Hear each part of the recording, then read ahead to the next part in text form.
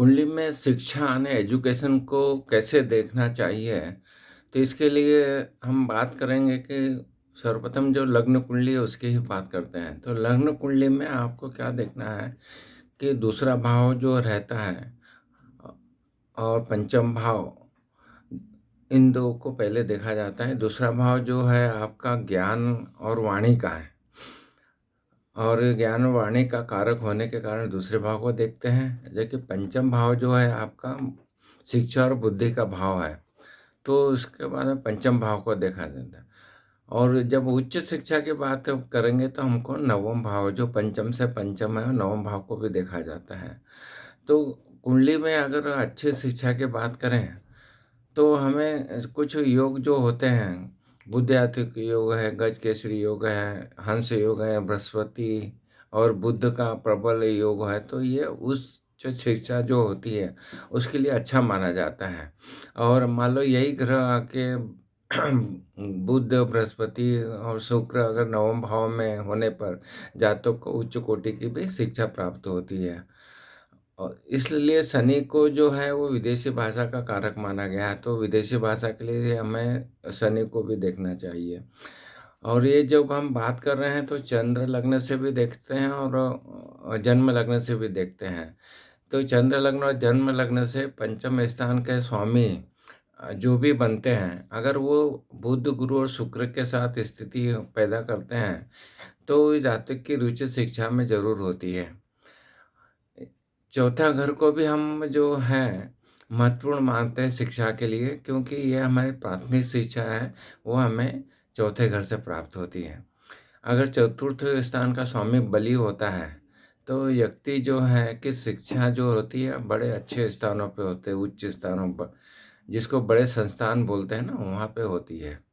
और यदि शुक्र के अनुकूलता की बात करें तो जातक साइंस की शिक्षा लेता है।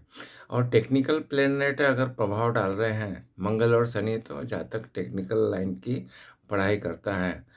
अगर पंचम भाव का जो स्वामी है वो टेक्निकल ग्रह जो है मंगल और शनि है, इसके साथ अगर प्रभाव में आ रहे हैं तो वो टेक्निकल लाइन से जुड़ जाता है। तो इस तरह हम बात कर रहे हैं कि जब भी आप शिक्षा के बारे में जानकारी चाहते हैं, तो उच्च शिक्षा के बारे में तो हमने बताया कि आपको द्वितीय, चतुर्थ, पंचम, नवम, एकादश भाव इनको ज़रूर देखना चाहिए, क्योंकि ये जब भी वहाँ पे कुछ योग बनते हैं कुंडली में, बुद्धात्विक योग है, गजकेसरी योग है, हंस योग है, या गुरु और बुध का बहुत अच्छा योग बनता है, तो ये जो उच्च शिक्षा का योग के लिए इन भावों को भी देखेंगे। और उससे हम जान सकते हैं कि व्यक्ति उच्च शिक्षा प्राप्त करेगा या नहीं करेगा। तो जो हमने बुनियादी बात करी कि शिक्षा को कैसा देखते हैं, और उच्च शिक्षा के लिए नवम भाव की स्थिति को भी देखने को बताया गया है, तो ये आप अपने कुंडली में ज़रूर लगा के देखें कि किस तरह से हमारे कुंडली में जो हमने बताया उन सब का कैसा पढ़ाई के लिए कैसा योगदान कर रही है कुंडली में देख के। बुध जो ग्रह है एक सीखने की एक आपको लालसा देता है। ये बुध ग्रह है अगर आपकी कुंडली में, वो संचार के लिए है, अध्ययन के लिए है, और अध्ययन के जो तौर तरीके होते हैं उसके लिए बात किया जाता है। तो कुंडली में बुध के अच्छी स्थिति पे निर्भर करता है कि आप कितना अच्छा पढ़ाई में ज़िम्मेदार रहेंगे, तो बुध की स्थिति को देखने की बात कही गई है। तो इस तरह से आप अपने कुंडली में देखिए कि बुध ग्रह अगर अच्छी स्थिति में है, व्यक्ति समझदार रहता है और बुद्धिमान रहता है। तो आज हमने बहुत ही संक्षिप्त तरीके से जानने की कोशिश की कि किस तरह से आप अपने कुंडली में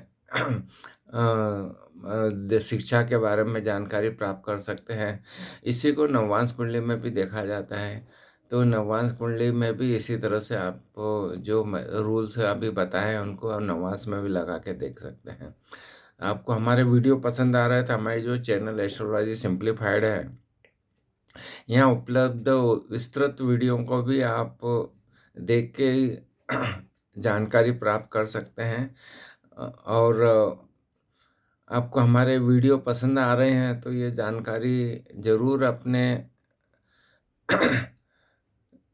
अ, परिवार में या अपने फ्रेंड सर्कल में, व्हाट्सएप ग्रुप में शेयर कीजिए और अपने बच्चों की कुंडली का विस्तृत अ चेक कराइए कि कौन से सब्जेक्ट्स उसको लेना चाहिए, टेक्निकल, नॉन टेक्निकल, कौन-सी पढ़ाई करना चाहिए, उस शिक्षा के योग्य है या नहीं है। इन सब की जानकारी आप अच्छे ज्योतिषी को दिखा के प्राप्त कर सकते हैं। और और वीडियो के जो आपने अगर हमें चैनल सब्सक्राइब नहीं किया तो चैनल को सब्सक्राइब कीजिए, वीडियो को लाइक और शेयर कीजिए। आपने हमारे चैनल को सब्सक्राइब किया, वीडियो को लाइक किया, शेयर किया, इसके लिए आपका बहुत-बहुत धन्यवाद।